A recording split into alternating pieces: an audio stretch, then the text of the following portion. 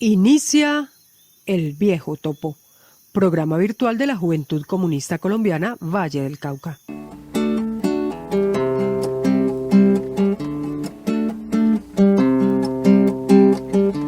Me tienen prisionero en Caracas por haberme atrevido a soñar como soñó el general Francisco de Miranda. Igual estoy en una carraca, igual me quieren extraditar, igual quieren mi voz acallar, pues de la misma causa se trata.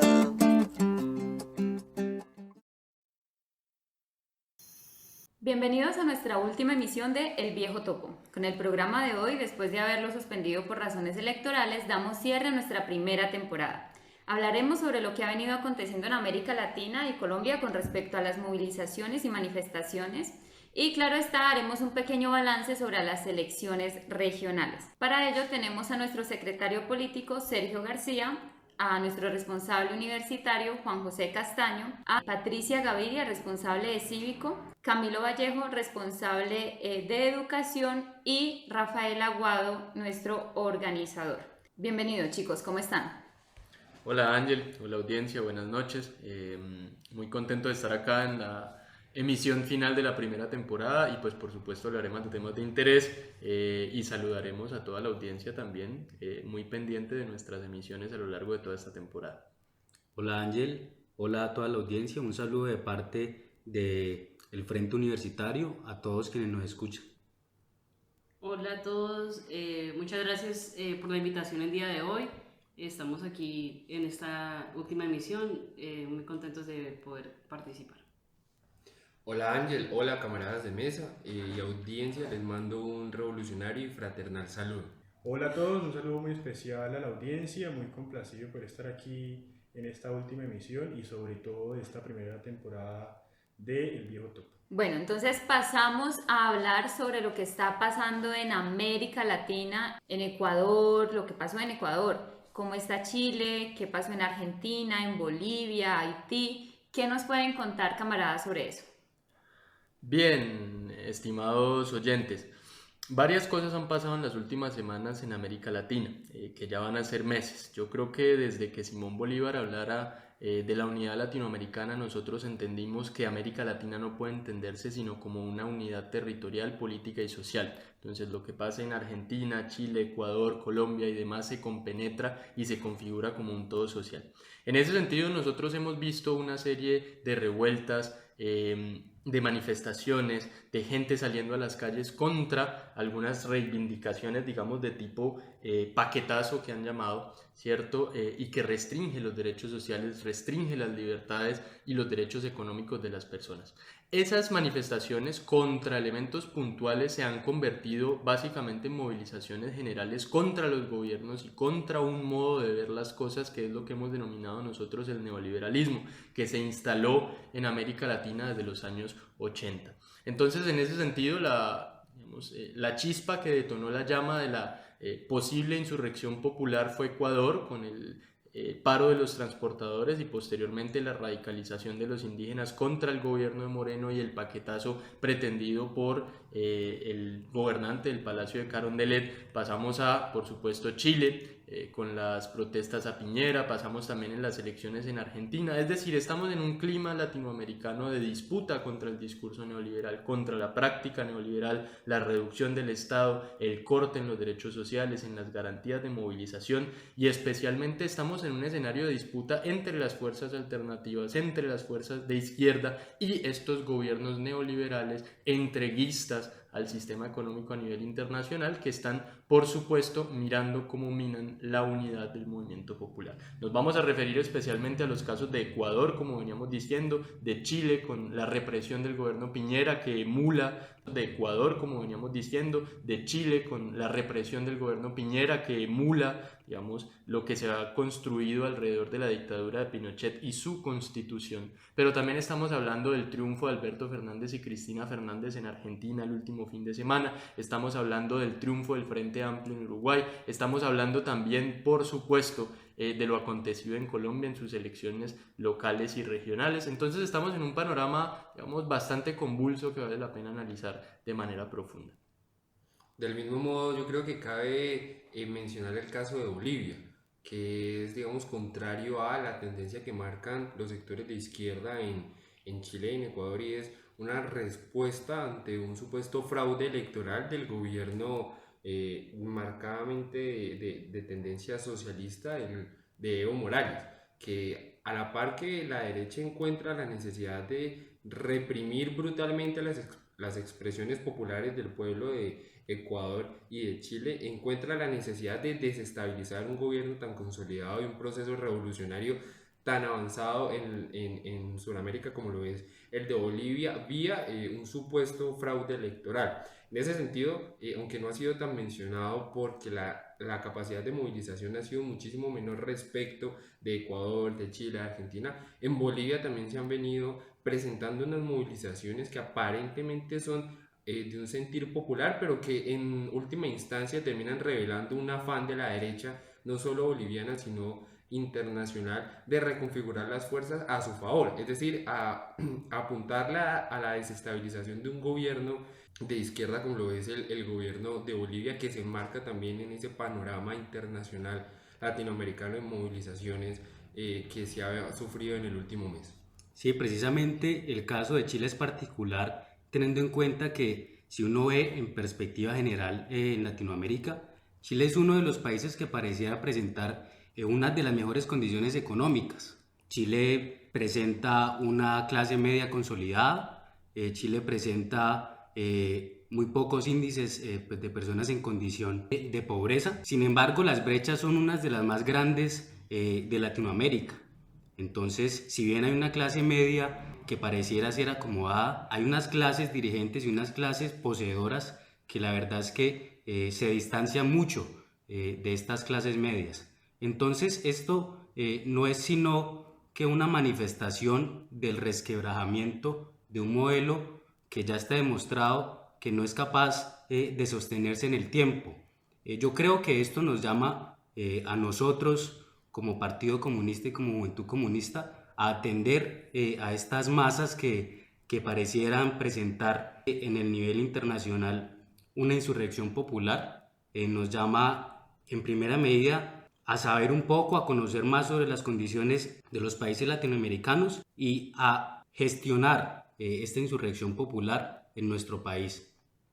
Sí, además, bueno, tengo entendido que el tema económico ha influido mucho en lo que ha sido precisamente que se presenten estas manifestaciones, debido a unas recomendaciones que el FMI, el Fondo Monetario Internacional, le hacía a algunos países, pues entre ellos Ecuador, Chile y demás, de que tenían que subir unos precios, por ejemplo el precio del combustible. A México, por ejemplo, que está en la mira, se le ha recomendado a AMLO subir el precio de la canasta básica familiar, el IVA, y eso dirían que también pues provocaría manifestaciones en México. Está en estudio esto porque había venido teniendo América Latina un crecimiento según el FMI, pero este año han visto que ha decrecido la economía y eso ha llevado a que se hagan pues esas recomendaciones que normalmente pues no benefician sino a las grandes empresas, a las multinacionales y demás. Asimismo, debemos tener en cuenta el tema de Haití, que lleva más de 2 semanas en movilizaciones, unas movilizaciones que exigen la salida de Jovenel Moïse de la presidencia.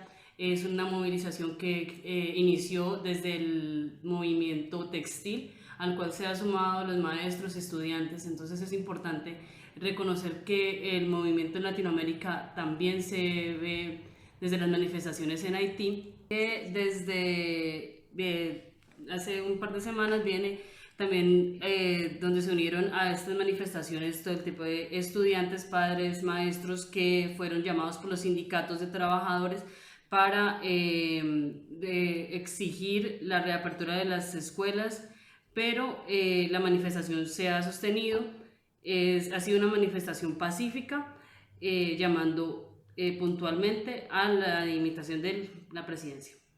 Bueno, yo creo que un común denominador de todas estas manifestaciones ha sido precisamente la represión por parte del Estado a las mismas. Los carabineros, los policías y demás han tenido también los focos de las cámaras de varios periodistas y medios de comunicación alternativos encima, porque en el contexto de estas manifestaciones han habido desapariciones, lesiones personales y varios saqueos a diferentes tiendas, empresas y demás que se los adjudican a quienes protestan y que después se dan cuenta que ha sido la misma policía, la misma Fuerza Armada de estos diferentes países quienes han participado en ello para precisamente culpar a los protestantes. Bien, yo quisiera agregar al asunto un poco de interpretación, porque lo que hemos hecho es decir qué es lo que está pasando, pero también es importante analizar la postura que tenemos nosotros alrededor de eso. Yo creo que en primer lugar habría que decir que es una práctica común del Fondo Monetario Internacional desde los años 80, cuando se impusieron los famosos programas de ajuste estructural en Latinoamérica, pasar de recomendaciones a obligaciones en torno a objetivos de política fiscal, de política macroeconómica, de política monetaria. En ese sentido, la política y la economía tienen una relación fundamental, porque los objetivos del Fondo Monetario Internacional, que ojo, no es esa institución que está en la nube pues compuesta de cualquier cosa, sino que es la presencia de los estados imperialistas en el panorama internacional, pues requiere de una dominación política dentro de los estados nacionales, es decir, unas clases políticas, unas élites nacionales que respondan a esos intereses. Entonces, en primer lugar, vamos a hablar de que es una práctica común de injerencia política en los estados nacionales de América Latina y, por supuesto, del resto de lo que nosotros hemos denominado el mundo subdesarrollado. En segundo lugar, hay que hablar también del carácter de esa espontaneidad en la insurrección popular. Y es que nosotros hablamos de gente, de millones y millones de personas saliendo a las calles, pero tenemos que entender eso como un grito popular policlasista y bastante disperso y diverso con respecto a su procedencia de clase. Eso no quiere decir que no haya clase obrera, que no haya campesinado, que no hayan clases medias involucradas en tanto que clase, pero sí quiere decir que esa movilización convoca un proyecto nacional popular que los comunistas nos tenemos que pensar de manera bastante sagaz y bastante acertada. En tercer lugar, estamos hablando de que seguimos en un plano de disputas electorales con respecto a la conducción de las sociedades latinoamericanas. Eso implica dos cosas. En primer lugar, que la movilización plantea un reto fundamental a la forma en que se han concebido las democracias liberales, basadas en el voto, basadas en la libre elección cada tanto tiempo. Y en segundo lugar, tiene que ver con la capacidad de los partidos y las organizaciones revolucionarias para conducir el grito de esa espontaneidad. Es decir, cómo organizar, cómo tener una forma de organización consciente del pueblo espontáneamente saliendo a las calles. En ese sentido, los retos que se nos plantean son múltiples. Porque bien se sabe, desde la máxima leninista no pretendemos como partido sustituir a la clase, sino orientarla y dirigirla. El carácter de vanguardia del partido responde a la capacidad de conducir, orientar y llevar por los cauces y las sendas de la revolución, es decir, radicalizar el grito espontáneo de hastío y asco de las masas con respecto a los paquetazos y las políticas neoliberales a una situación revolucionaria. En ese sentido, pues es bastante peculiar, siguiendo la línea de lo que nos demarcaba Sergio, la caracterización de las movilizaciones en Ecuador, porque si entendemos que todos estos planes de reajuste se encuentran por un lado bajo la lógica del disciplinamiento fiscal por parte de estas llamadas instituciones multilaterales, también resulta bastante curioso que después de jornadas de radicalización de la protesta, de organización siquiera llamarse espontánea de las manifestaciones y de la brutalidad con la cual termina actuando el Estado, pues dentro de los cuales se enmarca casos bastante discientes, tales como el hecho de la presencia de francotiradores en las principales calles de las principales ciudades en Ecuador, quienes terminaron asesinando a la población civil. El asunto es entonces por qué dentro de toda esa espontaneidad termina resolviéndose una situación revolucionaria, como lo diría Lenin, con la simple derogatoria del decreto que había en un primer momento alzado a las masas. Es decir, las masas tienen una situación favorable en términos de movilización, y no solo las masas, porque también la movilización fue apoyada por diferentes batallones del ejército, por diferentes alcaldes o prefecturas, como se le llama en Ecuador. Es decir, había un apoyo institucional, muchos ministros habían dirimido sus cargos para vincularse a los procesos de movilización. Todo el Congreso estaba a favor de el pueblo ecuatoriano, y toda esa situación, toda esa capacidad de derrumbar, de sacar al gobierno de Lenín Moreno y retomar el poder popular en Ecuador, pues se ve resuelta ante la simple derogatoria del decreto 883 en Ecuador, que termina prácticamente que resolviendo una situación favorable para las movilizaciones y para la masa en sí. Esto termina siendo bastante anecdótico y resalta la necesidad de la capacidad de dirección de un partido revolucionario de clase que sepa insertarse en esas movilizaciones policlasistas para ubicar una correlación de fuerzas favorables y tener consecuentemente una victoria ante los gobiernos y ante las instituciones multilaterales, tales como en el caso en Ecuador. Y por lo tanto, desde un punto de vista de un análisis organizativo marxista-leninista, lo que ocurre en Ecuador es la expresión máxima de la espontaneidad latinoamericana de este año, la capacidad de resolver, de terminar de derrumbar a un gobierno que aparentemente simplemente se resuelve con una burda derogatoria de un decreto de gobierno. Sí, pues estos casos en Latinoamérica y creo yo en todo el mundo son paradójicos. ¿Por qué? Porque es que el sistema internacional, el sistema económico internacional imperante pregona una democracia pues que en la realidad no existe. Se puede hablar en ese sentido entonces de una dictadura del mercado. Hay ciertos entes internacionales como el FMI que claramente controlan la política nacional de los países pues que están bajo su mandato.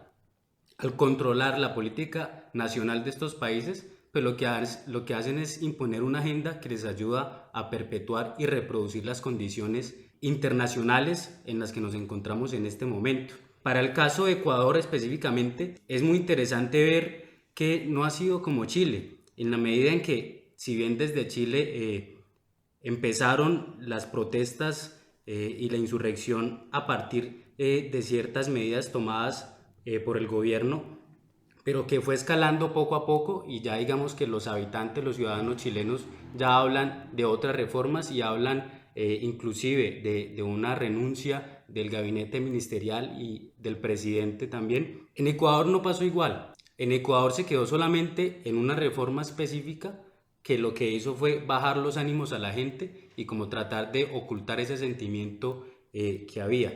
Para eso yo creo y que es necesario verlo también en perspectiva con nuestro país.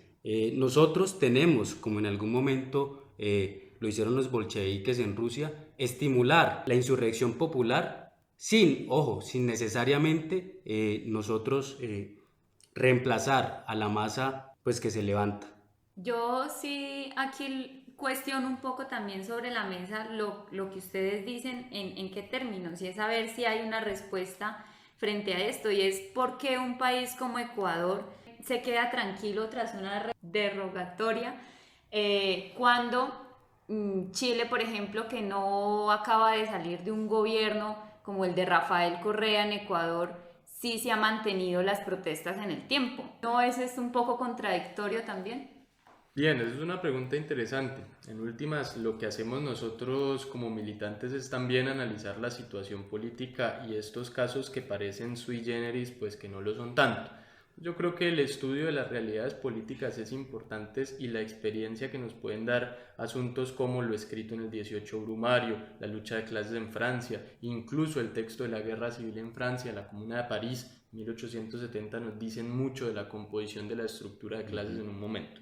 Y lo que tenemos es que en Chile, aunque salió del poder Pinochet, ¿cierto?, mediante el famoso plebiscito en el cual ganó el no, lo que tenemos es una constitución heredera de todas las contradicciones sociales que se construyeron durante la dictadura del 73 al 89. Y en tanto que tal, eso que hablaba Juan José de esta sociedad tan rica pero tan desigual como la chilena, lo que escondió fue una serie de conflictos de clase, una serie de contradicciones inagotables e irreconciliables que están dando como resultado la espontaneidad de la salida a las calles de todas las masas. Vimos en la Plaza Italia alrededor de 2 millones de personas, parecían hormiguitas que no cabían y demás, pero se está radicalizando la acción política de esas masas, en tanto que si primero fue una reacción a unas subidas en los pasajes del metro, ahora estamos viendo la necesidad de la dimisión de todo el gabinete ministerial del presidente Piñera, pero un asunto fundamental que no se ha mencionado, y es la petición, la reivindicación y el reclamo por un proceso constituyente, por una asamblea constituyente que derogue la constitución de Pinochet y cree una constitución para la democracia. Resalta de todas maneras en esta cuestión la ausencia de los organismos internacionales que tanto han juzgado por las mismas situaciones, incluso por menores situaciones de violencia y caos social a Venezuela. Hablo especialmente de la Organización de Estados Americanos en cabeza de su secretario general Almagro. Lo que tenemos entonces es que cuando se radicalizan estas protestas, cuando dejan ver su contenido social, también dejan ver el doble discurso de estos, digamos, grandes lacayos del imperialismo a nivel internacional. Y en ese sentido lo que tenemos justamente es una radicalización que tendría que leerse en clave de lucha de clases inevitablemente. Una última anotación al respecto, y tiene que ver con la forma en que leemos la lucha de clases para la situación latinoamericana y su expresión en la política y en la política electoral. Últimamente ha sido muy constante la definición de un eje entre la alternatividad, lo alternativo y lo tradicional, que ha sustituido el eje clásico de la política moderna, que es el eje izquierda-derecha. En últimas, nosotros seguimos creyendo, tal como incluso autores liberales de la talla de Norberto Bobbio lo dijeron, que la izquierda y la derecha siguen siendo el eje fundamental de la acción política y de la construcción ideológica de nuestras sociedades. Por lo tanto, un eje alternativo y tradicional no deja ver, y por supuesto que no expresa la composición de clase ni el proyecto sobre el cual se estructura la opción política y la opción de poder que se está planteando en una insurrección popular. Entonces, leer los asuntos latinoamericanos en clave de lo que se ha vuelto famoso en Colombia, que es esto alternativo tradicional, imposibilita una lectura completa y orgánica de lo que está pasando. Entonces, el llamado es a que estudiemos más, nos formemos más y dejemos los discursos más bien momentáneos, espontáneos de la intelectualidad tradicional, y nos pongamos serios también en este ejercicio latinoamericano que, como veíamos, es una unidad. Bueno, yo creo que veremos esto también, Sergio, un poco más a fondo cuando hablemos de las elecciones y quiénes quedaron electos en el tema regional. Pasamos ahora a Praxis, nuestra sección de actualidad regional. Bueno, como lo habíamos dicho al principio del programa, vamos a hacer un pequeño análisis, así de pequeño como el análisis de las movilizaciones a nivel internacional, de lo que ha pasado aquí en Colombia con las elecciones regionales. ¿Cómo se vivieron esas elecciones? ¿Qué pasó? ¿Quiénes quedaron electos? ¿Hacia dónde gira Colombia o hacia dónde no gira? ¿Qué pasó? Bueno, eso es una pregunta también muy interesante y muy compleja de responder. Yo creo que el panorama nacional en términos de las elecciones regionales sí se ha reconfigurado. Pues eso no quiere decir una reconfiguración radical ni sustancialmente distinta de lo que teníamos. La interpretación que nosotros hacemos alrededor de lo que pasó inevitablemente va ligado a los resultados electorales propios. Y quiero hablar del Valle del Cauca en particular. Tenemos una gobernación que fue alcanzada por la candidata Clara Luz Roldán, que agrupa todas las fuerzas del establecimiento, de las fuerzas políticas tradicionales, y que está compuesto en términos de gobierno, lo que va a ser el gobierno y la gobernabilidad, alrededor de justamente el Partido de la U, el Partido Liberal, Colombia Renaciente, Cambio Radical, es decir, lo que tenemos es toda la clientela y el establecimiento detrás de la gobernación. Yo creo que estos temas, independientemente de que algunas personas hubieran llamado a votar por la nueva gobernadora por cuenta de su apoyo a la paz, a los diálogos de paz, a ese tipo de cosas, no le cambia el carácter ni el contenido de su gobierno, que va a ser profundamente clientelar y profundamente restrictivo de los derechos sociales. Pero en segundo lugar tenemos que analizar las alcaldías. Y las alcaldías en términos regionales podemos circunscribirla a lo que pasó en Cali y lo que pasó en Palmira. ¿Sí? Lo que pasó en Cali es un ejemplo justamente de lo que hablábamos anteriormente, y es la construcción de candidaturas alternativas sin un contenido claro, o por lo menos públicamente claro, sobre su carácter social. Entonces, yo no creo que sea equiparable una candidatura de Jorge Iván Ospina con la de que podría salir, no sé, de un Juan Carlos Martínez, de un Juan Carlos Abadía y demás, pero inevitablemente la composición de fuerzas detrás de la alcaldía de Jorge Iván va a ser un plano que tenemos que revisar y sobre el cual tenemos que estar vigilantes. Sobra decir que el Partido Comunista Colombiano, la Unión Patriótica, firmó un compromiso, un acuerdo programático con su candidatura, basado en, por supuesto, el respeto de lo público, como hemos hablado en programas anteriores, pero que tendrá que hacer un control político importante.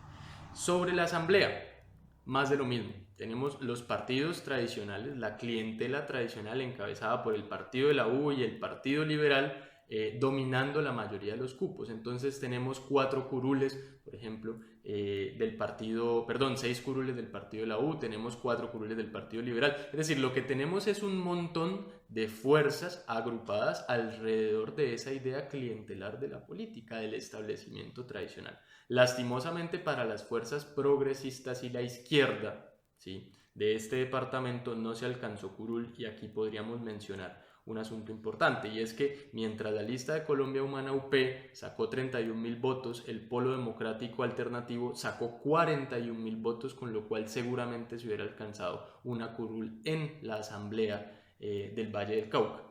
Habría que revisar cuáles fueron los acuerdos que imposibilitaron esa unión, pero de una vez nosotros queremos manifestar la crítica extensiva a la voluntad de algunas fuerzas políticas para ser reacios a la unidad del campo alternativo y popular. Y estamos hablando fundamentalmente del rechazo activo del movimiento obrero, independiente y revolucionario MOIR a la unidad de ese campo popular. Tenemos que mencionarlo y tenemos que saldar cuentas con ese tipo de agrupaciones que siguen llamándose de izquierda y que ya sabemos que están fuera del campo popular.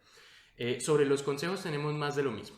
Entonces aquí la cuestión no tiene que ver tanto con si se cambió radicalmente eso, sino con otra discusión, es si vale la pena el argumento de que por cuenta de atajar el uribismo en las locales nosotros tuvimos un triunfo definitivo sobre esa clase política tradicional basada en la clientela, basada en los valores construidos históricamente alrededor del establecimiento. Claramente no,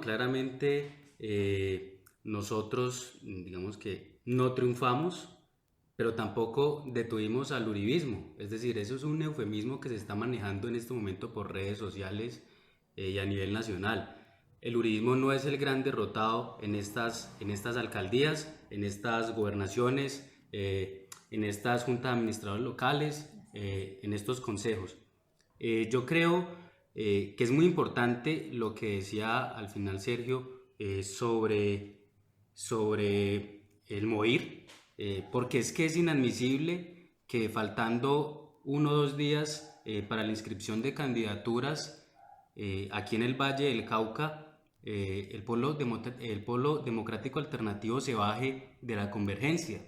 La verdad es que eso lesionó mucho el proceso que se había venido llevando ya hace varios meses aquí en el Valle del Cauca, y claramente los resultados lo dicen, perjudicó e imposibilitó que la izquierda bayuna llegara a instancias de decisión, llegara por ejemplo a la asamblea, llegara con una mejor presencia al Consejo de Cali y a los consejos en el Valle en general, y también claramente imposibilitó de una u otra forma la llegada de nuestros ediles a las juntas administradoras locales. Entonces yo creo que debemos repensarnos nuestra forma de hacer alianzas y cuáles son esas alianzas, qué contenido tendrán y cuáles son las condiciones para respetar esas alianzas. De ahí pues que nosotros como Juventud Comunista estamos en la tarea de retomar lo que ya se hizo, aceptar las críticas, hacerlas también, pero también construir poder local para unas próximas elecciones. Yo quisiera complementar dos aspectos que ha mencionado Juan José y quizás dar unas cifras que ilustran muchísimo sobre la reconfiguración de las fuerzas políticas en el país. Lo primero es sobre el mito de la derrota al Centro Democrático. Y en un comunicado oficial del mismo Partido Centro Democrático, las cifras son realmente alarmantes. Del 2015 al 2019, el Partido Centro Democrático pasó de tener 2 gobernaciones a tener 6 gobernaciones. Esto implica un crecimiento en curules del 200%. Lo mismo en alcaldías, pasó de tener 56 alcaldías a tener 191 alcaldías, es decir, un crecimiento del 241%. Esto es alarmante, porque si bien el uribismo y el Partido Centro Democrático no ganó en los centros de poder, en las grandes capitales del país, es decir, en Medellín, en Bogotá, en Cali, etcétera, etcétera, esto no significa que no se haya consolidado como poder regional. Y seguramente se consolida como poder regional en esos sectores donde se conjuga con las manifestaciones más brutales de paramilitarismo. Es decir, hay una consolidación de una lógica de la derecha en el poder regional que evidentemente es favorable en una correlación de fuerzas para el Centro Democrático. Pero el segundo mito que hay que mencionar es que el país, como dijeron muchos comediantes disfrazados de analistas, giró hacia la izquierda, que por el hecho de que el Partido Verde y otros mal llamados sectores alternativos ganaron curules, ganaron alcaldías, entonces el país ya tiene una nueva configuración política que no termina siendo así. Porque esta configuración, estos partidos en esencia no son partidos que representen proyectos políticos de clase. Representan son unos proyectos, una forma de capitalismo más tecnocrática, si se le quiere llamar una derecha light, que en definitiva no termina representando un cambio estructural para la política nacional. Hablamos del caso puntual de, por ejemplo, la muy célebre y afamada alcaldía de Claudia López en Bogotá. Si uno se pone a ver el programa de gobierno de Claudia López, es evidentemente un continuismo del proyecto político de Peñalosa. Y claro, se reivindica muchísimo el hecho de que sea la primera alcaldesa, se reivindica muchísimo de que sea una mujer homosexual, pero esto en términos programáticos no significa un cambio estructural en el proyecto político que representa la alcaldía de Bogotá. Es, entre comillas, alternativa porque supuestamente se enfrenta al uribismo en las urnas, pero no termina de representar a una burguesía y una clase media emergente que se alinea con la lógica de un capitalismo verde que termina siendo un poco más de lo mismo. Sí, yo creo que aquí es muy importante también resaltar el discurso que se maneja tanto en las redes sociales como en los sectores que se hacen llamar alternativos o de izquierda, para con las personas que votan hacia estos o que participan en ellos. Es decir, es muy fácil engañar a la población que de pronto no tiene este nivel de análisis, de conocimientos, y aún aceptando que nos falta muchísimo por comentar, pues decir que son alternativos, que son diferentes y que su programa político sí está pensando en la ciudadanía y no, digamos, en ese continuismo del enriquecimiento de los que ya tienen el poder y los que han venido teniendo el poder durante tantos años. Entonces la invitación también es a la audiencia a no reproducir estos mensajes, a no compartir estos mensajes como si fueran una verdad absoluta, porque eso hace también que las ganas de cambiar las cosas y la necesidad de cambiar las cosas se vean un poco aplacadas por esos mensajes que, como lo decía Juan José, Sergio y Camilo, pues manejan puros eufemismos, puras mentiras, cifras que pueden ser ciertas, pero que las dan de una forma diferente o las adornan para que las personas piensen que en efecto, uno, o son diferentes, o dos, pues están, digamos, para su beneficio.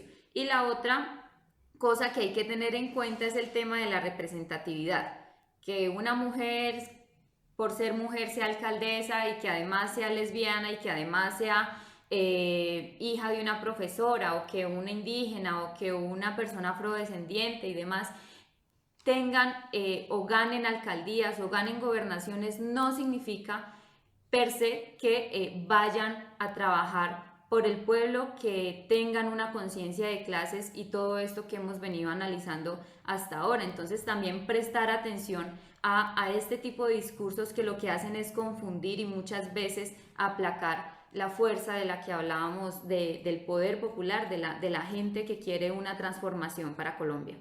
Sí, claramente, Ángel. La alternatividad, creo yo, es una ñagaza, es un señuelo que usan estos nuevos independientes que se disfrazan de ovejas, pero que en realidad son lobos.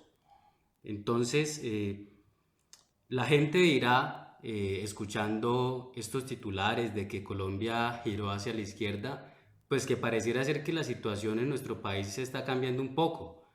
Realmente no. En ese sentido, la alternatividad y lo que nos han querido vender como alternativo en este momento en nuestro país le hace más daño inclusive que otras fuerzas políticas que históricamente han hecho daño al país. Esta alternatividad disfraza las luchas sociales y hace, como decía Ángel, pues que muchas personas que son poco precavidas se coman ese cuento y traten como de defender un cambio que en realidad no existe. Sí, por último yo quisiera mencionar, creo que hay que hacer las invectivas correspondientes a la situación del análisis político actual. Y es que, como decían mis compañeros y tú, Ángel, creo que se ha empezado a propagar y a propiciar el escenario de el análisis light, vacío, vacuo de la política. Entonces creo que nos hemos dedicado a mirar las expresiones y no las causas. Nos hemos dedicado a observar justamente los cascarones y no la forma interna y el contenido de la política. Pero eso tiene una explicación ideológica más profunda. Nosotros no estamos por eso simplemente porque haya un cambio colectivo de mentalidad y haya una nueva tribuna virtual que se llama Facebook o Twitter, donde los analistas pontifican sobre la política y sobre lo alternativo y sobre la forma de cambiar el mundo. Muchos de ellos además provenientes de procesos colectivos de transformación revolucionarios que ahora reniegan de sus orígenes y demás. Yo creo que esta cuestión tiene que leerse también en clave de la dispersión de las luchas y la forma actual que ha tomado la política con respecto a ello, que es una política de la identidad, una política light, una política con respecto a las sensaciones de grupos muy puntuales de la población y que no recogen el sentir en tanto idea totalizante de la sociedad. Y aquí hay un punto fundamental y es la segmentación de la política. La mayoría de los analistas que hablan de la alternatividad, lo progresista y el nuevo carácter de la elección de candidaturas, no tienen en cuenta que los discursos en términos políticos de estas candidaturas dejan intacto el sistema de relaciones sociales, no hacen una crítica al sistema social, no hacen una crítica a la estructura social, ni a la desigualdad, ni a las condiciones laborales y menos a las condiciones generales de la clase obrera, del campesinado y demás. Se dedican a hablar de otras cosas que, si bien son importantes, no recogen el sentir ni las necesidades de todo el campo social. Aprovecho también para decir pues que hay cosas positivas. En el Consejo de Cali se conserva la curul de la izquierda, se conserva la curul del Polo Democrático Alternativo. En especial pues le damos las gracias también a las intenciones unitarias de los sectores que en este momento representaron las más altas votaciones de esa lista. Hablamos por supuesto de Ana Erazo. Hablamos del profesor Jaime Perea, hablamos por supuesto de Maite del TEPES, hablamos de esta gente que siempre le apostó a la unidad y que estamos conscientes de que siempre estuvo detrás del proceso unitario. Entonces creo que esa voz crítica en el Consejo de Cali va a servir para hacer justamente la denuncia, el control, el seguimiento y la veeduría, y por supuesto que sea una voz de todos, una voz de todas las personas que necesitamos que nos escuchen en estos espacios institucionales. Y por último mencionar que la lucha sigue en las calles y que las elecciones son solo un momento importante, pero que permite reproducir también unos esquemas que estamos dispuestos a cambiar por fuera de ese marco institucional. Sí, en esa radiografía que han hecho los compañeros, cabe resaltar en la dirección hacia la que se dirigía Sergio, de poder ubicar las causas, digamos, de lo que hemos caracterizado en este momento como el aparente triunfo del uribismo, ¿sí?, que tanto se ha recalcado por los medios de comunicación. Y es que el país en este momento, ¿sí?, al igual que América Latina, se encuentra en unas condiciones donde se están profundizando las medidas antipopulares de los gobiernos, ¿sí? Y sobre todo hay que resaltar que este gobierno uribista de alguna manera ha reproducido lo que fue el gobierno Uribe en sus dos periodos. Es decir, vemos que el triunfo de alguna manera de la clase, digamos, que está en el poder, se da en dos direcciones. La primera es que ha triunfado claramente y sigue triunfando, digamos, en el campo ideológico y cultural, que de alguna manera determina el actuar de las personas, ¿sí?, y que uno esperaría que eso los impulsase, digamos, a la movilización, porque las condiciones en Colombia hace rato están dadas para que haya una respuesta contundente y mordaz de las clases subalternas. Pero lo segundo tiene que ver entonces con la política del terror, de la estigmatización y de la represión que ha adelantado y que ha exacerbado este gobierno, ¿sí? Entonces vemos que hay una, digamos, suma creciente de líderes y lideresas sociales asesinados, ¿sí?, defensores de derechos humanos, etcétera, que de alguna manera mina los procesos sociales y, digamos, tiene su parte en lo que ya se mencionaba anteriormente, y es la atomización del movimiento social, de la clase popular.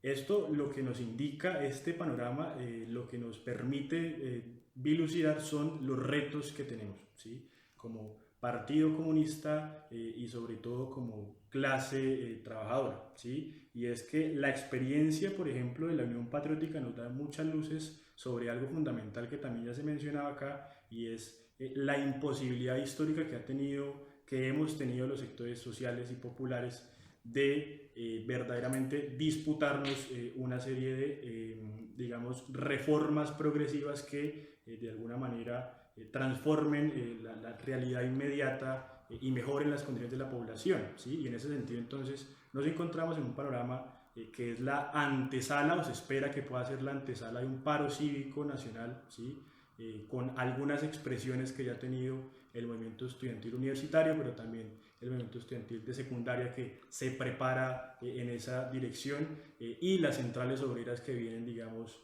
en un proceso de configuración desde las regiones de lo que podría ser un paro cívico nacional, ¿sí? Y menciono el caso de la Unión Patriótica porque los anteriores intentos de paro cívico que han habido, más recientes en el país, no han tenido mayor alcance. Más allá de las movilizaciones, no hay realmente un acierto en estas acciones colectivas, ¿sí? Lo que esto nos dice entonces es que, y la experiencia histórica del movimiento social y popular y los sectores alternativos y de izquierda en Colombia nos indica, es que más que responder a, digamos, las medidas que toma el gobierno, hay que pensarse de verdad la unidad en términos programáticos, ¿sí? Porque las últimas movilizaciones de alguna manera han respondido, fundamentalmente las universitarias, a el anuncio del gobierno, por ejemplo, del presupuesto nacional de la nación, y también en relación con el incumplimiento de los acuerdos producto del paro del año pasado. Pero lo que vemos es que no hay una verdadera opción, ¿sí?, al menos hasta el momento, de configurar la más amplia unidad que nos permita disputar en las calles las reformas que clama el pueblo colombiano. Yo creo que es importante que, para cerrar como este tema electoral, resaltar nuestros éxitos también como UP a nivel nacional, donde en el Consejo de Bogotá regresamos después de 8 años. La UP regresa con nuestra camarada Heidi al Consejo. Asimismo, como en Bogotá tuvimos 10 ediles electos, entonces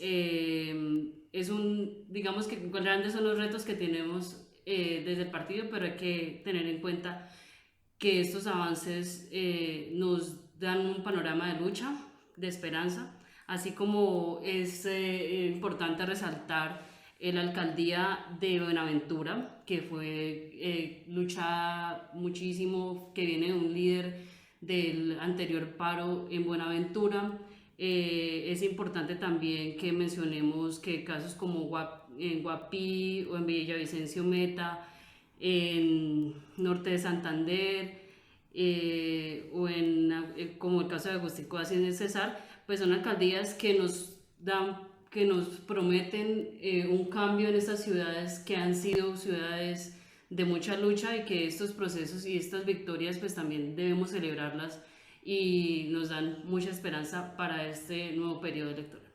Claro que sí, Patricia. Bueno, dentro de todo el análisis que se hace electoral, dándonos un poquito de palo frente a las cosas que no salieron bien, frente a las elecciones que no se hicieron como debía ser, y las convergencias que algunos sectores no dejaron que progresaran y que en efecto tuvieran pues unos resultados no para un partido político en particular, sino precisamente teniendo en cuenta que esto es para la ciudadanía, que es en lo que deberían pensar.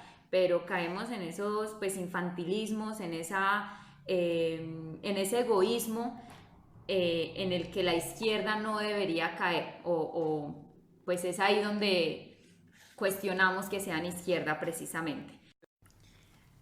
Bueno, ya para despedirnos, después de este análisis de las elecciones y demás, pues hablamos un poco también sobre el ejercicio de este programa, que cumple su etapa final de la primera temporada y que pues espera estar al aire en febrero, también contándoles un poco cómo ha estado la juventud y cuál es nuestra proyección de aquí hasta que volvamos. Sí, yo creo que esta primera temporada pues ha servido para que nosotros miremos en qué estamos, para que lo compartamos con todos los que nos escuchan, pero también para compartir nuestras vivencias como Juventud Comunista Regional Valle del Cauca hacia el exterior. Este programa demuestra que estamos haciendo un buen trabajo, que podemos mejorar claramente, pero pues que sirve como una experiencia muy importante para un proceso que apenas empieza, para un proceso que es muy valioso y que tratamos pues de que sea escuchado por todos y todas. Es una experiencia que a mi punto de vista llama como a toda la militancia a hacer la divulgación de nuestros procesos. Creo que es bastante enriquecedor en materia de pues propaganda de nuestras actividades. Ha sido una experiencia esta primera temporada de aprendizaje, de como llamado a hacer público cada uno de los procesos en los que venimos participando la juventud, y pues ha sido como muy motivante ver la reacción a nivel nacional de la que ha tenido el Viejo Topo, una iniciativa pues que ha sido total de prueba y error, de un constante mejoramiento en términos comunicativos. Yo creo que pues por lo menos ha sido por lo menos para mí una experiencia totalmente nueva sentarme a hacer un programa de radio, entonces empezar cómo nos escuchan, cómo vamos a expresarnos, y pues esperamos que en la próxima temporada lo hagamos muchísimo mejor. Sí, claro, yo comparto muchísimo lo que dicen mis camaradas, especialmente porque la primera temporada del Viejo Topo ha sido una temporada llena de anécdotas, detrás de cámaras, entre comillas, detrás de cada grabación hay miles de pruebas, miles de ensayo de error, hay muchísimas risas, muchos chistes, muchas ganas de compartir con toda la audiencia qué es lo que hemos estado haciendo. Hemos logrado crecer no solo como regional, sino también cada uno de nosotros como personas, porque hemos tenido la oportunidad de pararnos frente a un micrófono, algo que en mis 3 años y medio de militancia jamás había hecho, y que es una experiencia muy enriquecedora, porque hablarle a la audiencia, hablarle a un micrófono no es para nada fácil, y creo que lo hemos hecho muy bien a pesar de todos los errores, a pesar de todas las anécdotas que tenemos ahora para compartir y que claramente compartiremos con todos y cada uno de ustedes.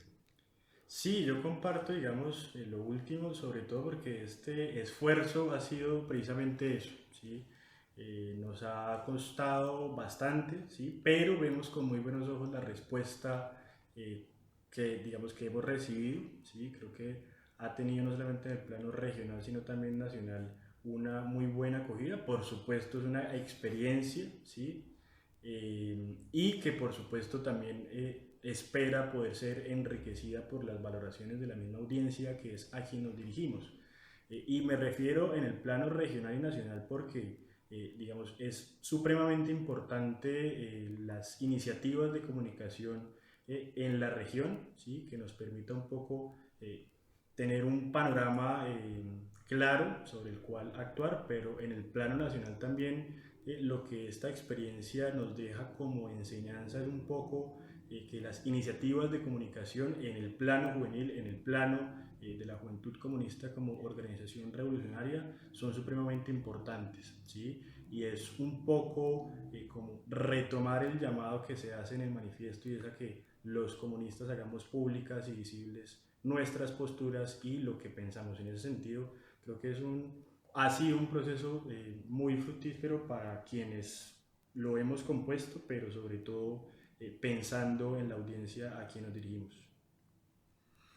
Bueno, a mí me ha gustado mucho el ejercicio, me ha gustado mucho el programa, hacer parte de algunas emisiones ha sido una experiencia gratificante en últimas, y creo que esto nos mejora a nosotros como militantes comunistas y nos permite también interactuar de muchas maneras con la audiencia, con ustedes que son quienes nos escuchan, hombres y mujeres que están detrás de las pantallas escuchándonos, viéndonos y sintiendo cuál es la realidad de las y los comunistas en el departamento. Muchas cosas que agradecer, muchas cosas que mejorar, pero contamos con un equipo magnífico. Como decía Rafael, esto nos ha costado y nos ha costado mucho. Eso no quiere decir que solamente en términos económicos, sino pensarnos estrategias comunicativas, comunicacionales desde la perspectiva comunista, pues es un asunto de innovación también que nos gusta mucho.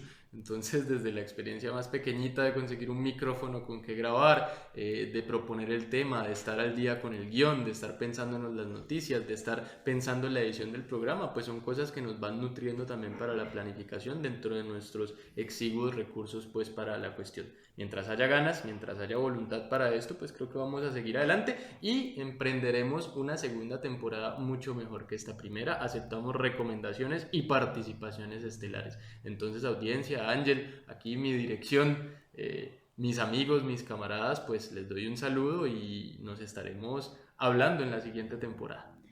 Claro que sí, camaradas. Bueno, para mí también ha sido una experiencia quizá no nueva porque estudié esto, pero sí sumamente enriquecedora estar acá sentada con cada uno de ustedes y poder pues aunar esos esfuerzos, poder verlos a ustedes tanto riéndose como tomándose las cosas en serio, verme enojada algunas veces, cantaletosa como sé serlo, pero disfrutar al final también muchísimo de estos espacios en donde compartimos y en donde no solamente mostramos qué es la juventud, sino qué es lo que está pasando en América Latina, qué es lo que está pasando en Colombia, que me parece pues lo más importante, qué es lo que tiene que llegar a ustedes. La importancia, valga la redundancia, radica precisamente en que este busca ser un medio de izquierda, un medio diferente, que dé información diferente y que